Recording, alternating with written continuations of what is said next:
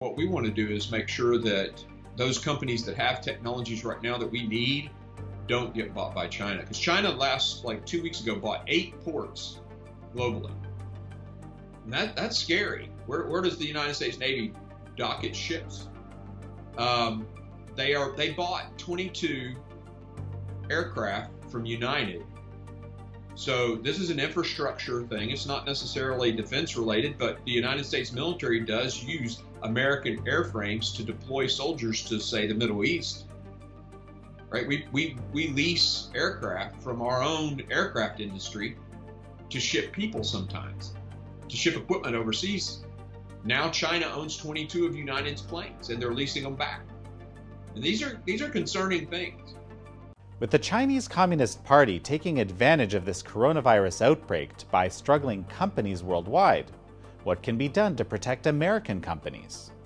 Now that coronavirus has revealed the dangers of relying on supply chains and manufacturing in China, how can companies be encouraged to relocate to the US? And what can be done to facilitate a successful economic and social recovery in America? In this episode, we sit down with Tennessee Congressman Mark Green. He serves on the House Committees on Oversight and Reform and Homeland Security, and was also recently named to the House Select Subcommittee on the Coronavirus Crisis. This is American Thought Leaders, and I'm Jan Jekielek. Congressman Mark Green, such a pleasure to have you on American Thought Leaders. It's great to be on your show. Really appreciate it. So, Congressman Green, you're in the thick of all sorts of coronavirus-related government activity or proposals, as far as I can tell.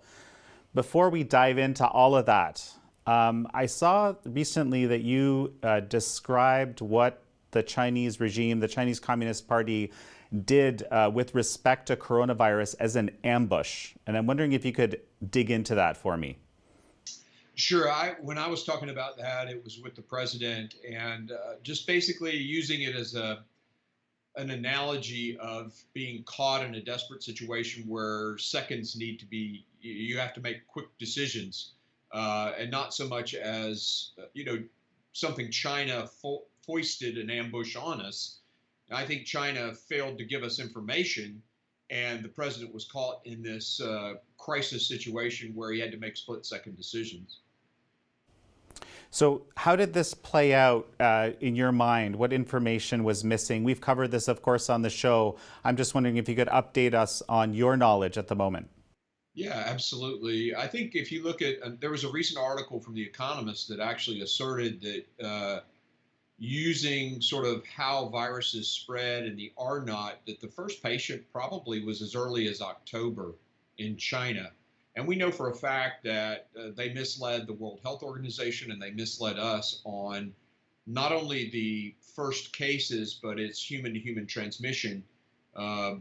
We had Taiwan and Hong Kong both saying as early as 31 December that patients were actually, there was evidence of human-to-human spread, and China was denying it as late as the 14th of January. So that simple information would have helped the world be better prepared for the virus.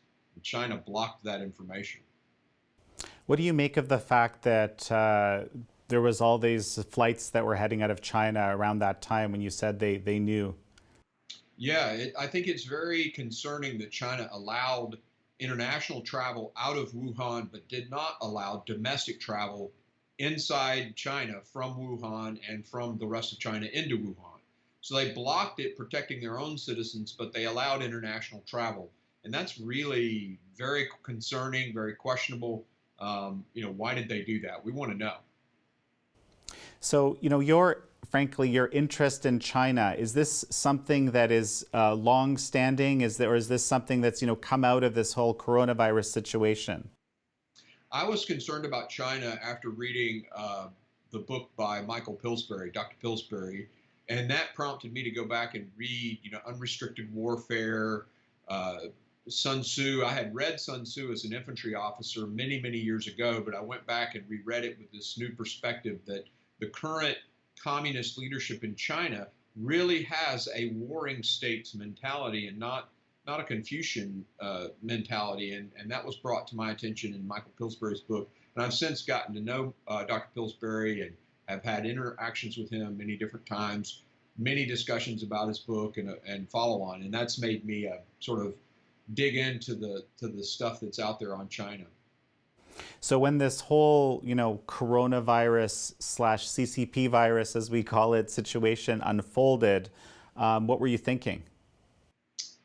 Well, obviously, I was thinking that China, the question is did China keep information from the world with malicious intent, or were they just trying to kind of cover their own image? I think it's probably, they were just trying to cover their own image, but that has cost the world dearly. Tens of thousands of lives could have been saved. And so we've got to confront the Chinese Communist regime on this issue. That's not going to be easy to do. They're very protective of their image globally. They use disinformation to protect their brand. All of these things, they censor their brand with information with their own populations. All these things have got to be confronted as we go forward with relations with China. Well, right. So as an example of what you just mentioned, I just saw from the China Digital Times, which looks at basically internet censorship in China. I think it's about a week ago now, the Deputy National Security Advisor, Matt Pottinger, did this unprecedented speech from the White House where he spoke in Mandarin, as far as I read it at least, and someone else who was on the show read it, to the Chinese people directly, something kind of unprecedented. That speech now is being censored completely. There's a directive that China Digital Times found saying this must be scrubbed in its entirety, and if it's not dealt with, you will be dealt with seriously, Mr. Censor. Yeah. No, they have been doing this for many, many years. And it really started, honestly, if you go back, and this is, of course, my readings, but if you go back, it's really started as early as the Tiananmen Square incident. After Tiananmen Square occurred, the hawks in China really took over in the Chinese Communist Party, and they immediately began censoring information and changing the perception of America to the Chinese people. Things like, how we came to their rescue and got the territory that from the Treaty of Versailles had been given to Germany and to Japan, and then got it back to China in a week. They changed the narrative of how America has interacted with China. And it's just, it's unfortunate. It's actually devastating, our relationship with China. And the current leadership is just continuing to propagate both that censor of pro-American stuff in China, as well as, how China is interacting with us. So it's, and internationally. So that's a big issue and something we're going to have to confront going forward. Well, we're going to talk in just a moment about a couple of bills that you are introducing to kind of counter this China threat. Very interesting bills. Before I go into that, you have also been named onto the Coronavirus House Select Committee, which, and I was reading your statement about it. You're not necessarily thrilled with another committee, but what are you looking forward to here, and what do you expect to be doing?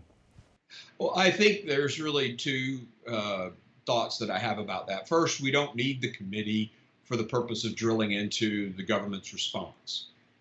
There are so many other committees. There's the original Oversight Committee, which is a part of Congress anyway. There are other mechanisms that we put into the various acts that have been passed, like the CARES Act, to do oversight. So what I'm really concerned is this is just another of the House majority party, the Democrat Party's efforts to strike President Trump. So if you look at the people they selected to put on the committee on their side, and you look at their history since they've had a majority, it's all been attack Trump. And so there's no reason to suspect that this is going to be anything different. Now, could this be an opportunity for us to hold China accountable for the mistakes that it's made, for the deception that it's had? Absolutely, that would be awesome. But I'm really concerned that that's not where they're going to let us go on this. They're just going to beat up the president. You can look at Speaker Pelosi's actions. I mean, as late as, I think it was first week of February or something, she's actually in Chinatown in San Francisco telling the president he's a racist for blocking travel to China. Now they're out there saying he didn't act soon enough. What is it, Speaker Pelosi? I mean, it just reinforces the fact that this is another, I think, going to be another political game for them, when we really ought to be looking at why China, lied to the World Health Organization and encouraged and influenced the World Health Organization to lie with them. I think we ought to look into that, and hopefully we will. Congressman Green, it's interesting that you say that. I mean, I've been watching Nancy Pelosi, Speaker Pelosi's record for, the better part of 20 years, and she has been, frankly, very strong on China, a lot stronger than many Republicans, quite frankly. And so there may be an opportunity here. What would you envision the committee to do in a little more detail? Yeah, absolutely. So if we could look at things like our PPE supply lines, why is it that all of our medications, or many of our medications, the vast majority of our antibiotics, the precursors are made in China?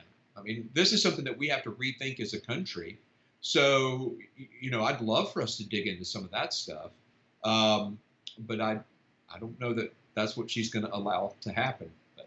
That's an example of stuff we should get into. Okay. Well, so let's talk about these two bills that you have. I'm going to dig them up here. There's basically two. Why don't we start with the bill that focuses on helping manufacturers move out of China? Basically, I guess a corollary to what you just talked about with the situation with the medical precursors. Yeah, absolutely. So my bill is actually designed to help those businesses in the middle of this pandemic and its corresponding economic crisis return to the United States. So if they're manufacturing in China and it takes $10 million to move that company's manufacturing from China back to the United States, my bill would allow them to expense that on their tax return as a business expense. And then we would pay for that from the tariff money that we get from China. So in essence, the tariff money would pay for American businesses to move back home and their manufacturing back to America, hopefully Tennessee as much as possible. But so that basically motivates all businesses to come back to the United States. There are other bills out there. I think Marsha Blackburn has a bill that focuses specifically on PPE manufacturing. But my bill would allow expensing for all businesses manufacturing to come back to the U.S. Well, before I talk more about the bill, I have a bunch of questions. How is it looking? What kind of support is the bill getting at this point? So that bill is being filed, actually, and the sort of workload for me is to get co-sponsors. So I'm in the process of getting co-sponsors for that bill. And then we'll drop that bill this week, hopefully this week. So yeah, that's sort of the place I'm at in the process. How is the bipartisanship or not looking for this one? Well, step one for me is to go get Republicans on board, and that's where I'm at right now. Once I get 30 or so Republicans, that's when we go and talk to others. The Democrats, it's a little bit difficult because selling them to join a bill bipartisan is best done in person. So for me, I'd really like to sit down with them and say, hey, this is why you should support this bill. And can't do that right now because, the Senate's working, but the House isn't. So, this seems like something that would actually help contribute to the recovery. Economically, absolutely. We got 33 million Americans who are out of work right now. If we can bring manufacturing back to the United States, absolutely, it would create more job opportunities for Americans. So a little bit of the kind of nuts and bolts in here, okay, of this bill are we talking, any size enterprise? Are we talking, any industry? What are the restrictions, or where does it look, best? Which industries are you looking at here? So in my bill, it doesn't restrict it to industry type. It just has to be a manufacturer, and they have to be in China and a company based in the United States. So it's an American company manufacturing in China. that wants to bring their manufacturing back to the United States. So it could be earphones, it could be washer parts, it could be anything. Any manufacturing that's done, American company in China. I understand that there's a number of companies that are all kind of already in the process of doing this. Is this something that would work retroactively? Yeah, so any company that makes the move this year and wants to expense the cost of that move this year, they could do that. So if they started, let's say in January, it's for this tax filing year, 2020. There's this whole kind of concept of supply chain dependence as it's described, right? And this is, I think, part of what this bill is targeting. Can you kind of flesh that out for us a little bit? Yeah, sure. So we have manufacturers in the United States who assemble the final product in the United States, but they will have precursors in the case of pharmacy or pharmacologic products. But, it could be, like I said, a washer part that's made in China that's shipped and then assembled in the United States. So those products right now are, really that you can't make them because the precursor parts, that washing machine, let's say it's a fan belt or the drum that's in a washing machine. The delay in shipping and the problems that have been caused by disruptions in manufacturing in China because of the virus in China delayed those parts getting to the United States. So many manufacturing plants where the products were assembled in the United States, they had to stop manufacturing because they didn't have the precursor parts that would allow them to assemble the final washing machine. And I'm using that as a hypothetical example. I don't know specifically that there's a washing machine that's being delayed because of that. It's just I'm using it as an example, hypothetical. But that's happened all over America, and jobs have been disrupted, and so has the economy because of that supply chain disruption. So it's been related to me by another guest that there's actually at least one or a few F-35 parts that are also come from there. So that is another issue. And where we have defense-related stuff manufactured in especially China, but really, we cannot be beholden to countries that, the question is China friend or foe, and that debate is a debate we need to have. I've heard China called frenemy, but it's very clear that China wants to be a global hegemon. And if you believe someone like Dr. Michael Pillsbury, they want to be the global hegemon. They want their value system to be sort of enforced throughout the world. And you can look at how they're handling countries where their debt policy addicting these countries to government, debt from China, and then basically seizing control of ports and things like that. I mean, there's a question that needs to be asked: is China a friend or foe? And these kinds of things where we make a part for a critical aircraft, military aircraft in China, we can't continue that if the answer to that question is anywhere near foe. There's this, since we're talking about this, there's also this question of working with companies like Hikvision that produce, that basically, mass amounts of surveillance technology, all these they make cameras. Yeah. And these are used in the social credit project and so forth, and of course in Xinjiang in the camp systems and so forth. Yeah, that's very concerning. And what I'm more concerned about, though, that's a Chinese-based company, right? I'm more concerned about our American-based companies that provide, for example, artificial intelligence that might be used in those systems to commit human rights violations. So I want to ask Google, hey, is any of your technology, assure me, Google, that none of your technology is being used by the Chinese to commit a human rights violation.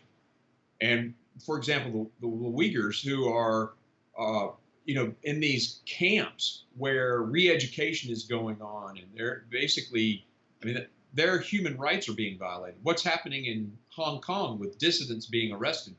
Google, is any of your technology being used to assist the Chinese government to do that? that's a question I think that's even more important than, whether or not a Chinese, camera company is using its technology to suppress the Chinese. Sure, no, I understand. Well, so where I'm going with this is actually your second bill, which is there are, as we know, right, and I think even the NATO Secretary General, spoke to this recently. There's these large Chinese companies, which are effectively the Chinese state, going on shopping sprees at the time of this economic downturn, and you're looking to address this head on for the U.S. Yeah, that's right. So my SOS Act, or Save Our Systems Act, is really designed to prevent China from buying up distressed companies that are distressed because of this, COVID pandemic, buying up those that actually have a national security sort of ramification. So let's say there's a company, and this is hypothetical. What I don't want to do is talk about the companies that we're concerned about, because that would tell the Chinese to go and buy that company. But let's say there's a company that has technology that allows our tanks to traverse, their tank turrets to traverse. Now that small, very unique company with a specific technology is struggling right now, and it's going to sell shares in order to continue its operations. Well, the Chinese could buy that company. A Chinese state-owned entity could buy that company. And then they own the technology that allows our tank turrets to shift left or right. So we have to prevent that from happening. And we want Americans buying those distressed companies, particularly where it relates to, an American national security issue. And so my bill, what it does, it provides investment guarantees so that American investors can go out and purchase those shares of that company. And then if the company fails, because some of them, obviously, if they're selling shares, they're in trouble. So if the company fails, 50% of that purchase is backed by the federal government, much like a small business loan. So if you went and got a small business administration loan before COVID, you're going to start a new company and you got an SBA loan, 70% of that would be backed by the government, even though you're borrowing the money from a bank. The bank is making the investment in that company through a loan, and then it's backed by the SBA. So we're creating those investment guarantees for American investors to go out and purchase these national defense, national security related companies to keep the Chinese from buying them.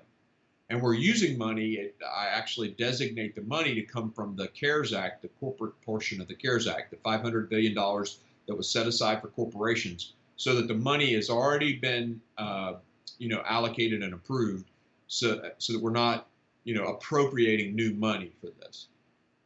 So this buying behavior isn't a new thing, right, for the Chinese Communist Party?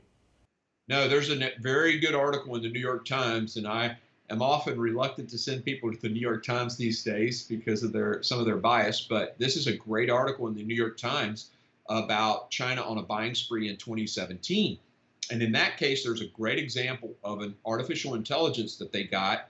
There was a robot company in Massachusetts, and the Air Force was looking to buy shares of the company and save the company, and wound up choosing not to do so. And so when the Air Force chose not to buy it, China came in and bought it. The name of the company is Neurala. And what do you think, oh, robots, it's a vacuum cleaner. Well, it may have appeared benign, but the company was developing artificial intelligence that supported the robots that now the Chinese have. And that artificial intelligence has a military utilization. It can be used for the military. So military application. So now China owns that. And we want to prevent that from happening. So, exactly in this scenario that you just described, okay, your legislation has been passed. What happens? So the way it would work if it gets passed is there's a company that's aware that it's it's in a position where it needs to sell shares. They can notify investors. Those investors then make an application to the State Department and DOD, and it starts with SBA. So they make the application to SBA, they administer it, they send the information about the company over to DOD and Department of State. They both give a thumbs up that says, yeah, this is national security implications. They get a certificate from SBA that says half of the investment is back. Those investors then go and purchase those shares with the knowledge of a certificate that if the company fails, they could take it to the federal government, and the federal government would reimburse half of their investment. We got to leave. The investors still have to have some skin in the game, right? We don't want them out there fully backed by the government, but we want them, making good decisions, knowing that they've got skin in the game in this company, but rescuing the company from an American investor, and then, they would be backed by the government. So hopefully that makes sense. Yeah. So wait. So it's the investors that trigger this. Is that right? Yes, it's the investor or the company. Okay. I am aware of right now a company with a technology that is used by Department of Defense, and they don't want to be bought by China, but they're in a desperate situation. So they could let investors know and be a part of starting this process, knowing that they've got a defense-related technology. Yeah, I can imagine this sort of setup also, spurning a lot of, because a lot of kind of, I guess, development in the small businesses related to the defense industry. Well, that would be fine. What we want to do is make sure that those companies that have technologies right now that we need don't get bought by China. Because China like 2 weeks ago bought 8 ports globally. And that's scary. Where does the United States Navy dock its ships? They bought 22 aircraft from United. So this is an infrastructure thing. It's not necessarily defense related, but the United States military does use American airframes to deploy soldiers to, say, the Middle East. Right? We lease aircraft from our own aircraft industry to ship people sometimes, to ship equipment overseas. Now China owns 22 of United's planes, and they're leasing them back. And these are concerning things. Let's talk about your state a little bit, very briefly here. How is this playing out on the ground in your district? Well, in Tennessee, we're in a pretty good place. Our curve, as far as the pandemic goes, is much different than the curve in New York and New Jersey. So where we are right now is we're opening things back up. In fact, you can go to a restaurant here in my hometown of Clarksville, Tennessee. You can, I think, starting this week, get a haircut and things like that. So, and I'm looking forward to that. We're pretty much open for business with some precautions and with some social distancing requirements. Oh, that's very interesting. And what about how much will these 2 bills that you are introducing affect your district in Tennessee? So the opportunity for us in Tennessee is we are one of the best states in the nation right now for foreign investment, for U.S. investment. We're creating jobs left and right. We're one of the lowest. We are the lowest per capita debt in the nation. And we're one of either second or third lowest tax burden for individuals and corporations in the country. So we're a great place for manufacturing to come and locate itself. Here in my hometown of Clarksville, Tennessee, we have LG Electronics. They're making washers and dryers right here in Clarksville, Tennessee. That's a South Korean company. We have a South Korean tire manufacturer, Hankook Tire, and they are making 12 million tires a year right here in my hometown. So manufacturing is perfect to come to Tennessee, and any of these companies that I'm helping to incentivize to move back from China, they should come and think of Tennessee as a place to come and manufacture. And in terms of the SOS Act, we have capital here in Tennessee. We're not thought of like New York is for sources of capital, but we have venture capital right here in my state. So these are opportunities for investors in Tennessee to purchase these companies and hopefully protect America's national security. One thing I wanted to talk about, before we finish up is actually so I was reading that your background, of course, you were in the military. Oh, no, I think we talked about that offline before we were talking. So you were in the military, then later you were an ER physician. And I think you describe yourself as being the only medical doctor that's on this coronavirus select committee. What do you think you bring to it? with this background? Well, my background is very interesting in that, I am first an infantry officer in the Army, a commander in the Army as an infantry officer. And then I became a physician in the military and did disaster preparedness, chemical, biological warfare preparedness as a physician, and basically ran disaster preparedness. I was also a special operator. So I deployed with the Joint Force at the Tier 1 level, organizations that I can't even technically talk about, and then got out of the Army, started a healthcare company that was in 11 different states. I ran emergency departments in 11 different states. So I bring a very interesting perspective to how the nation has responded and how different states have responded to this crisis point. So I'm excited about the opportunity to take that experience and use it on this committee. So we'll see what happens. Well, and I wanted to ask about, so this makes me think of this ambush. Now I kind of fully understand what you meant when you described this. It's basically you're faced with decision making with very, very incomplete information.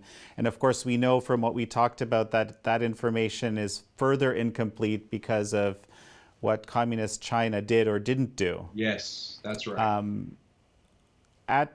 At this stage where we are at now, do you feel like there is enough information, and what information is still lacking to be making good decisions? So, if you're asking today versus when decisions were made January the 31st, today we have a lot more information. For example, and I know a lot of people have been critical of these serologic tests, mostly because of the specificity and sensitivity of the tests. But if you look at what happened in Santa Clara, California, look in Los Angeles, look in Miami-Dade, now New York, as you start to see, you can at least say this with certainty, that the virus penetrated our population far more than we ever thought it had. Now, to what degree? Well, let's get better testing and let's get that. Well, we know for a fact that the case fatality rate is nowhere near the actual mortality rate of this. So that informs leaders to make decisions with information that they didn't have, several weeks ago. With a lower mortality rate, it's easier to make the decision to open up the economy. And as we get more of the specifics about that, we'll be better armed to make those tough decisions.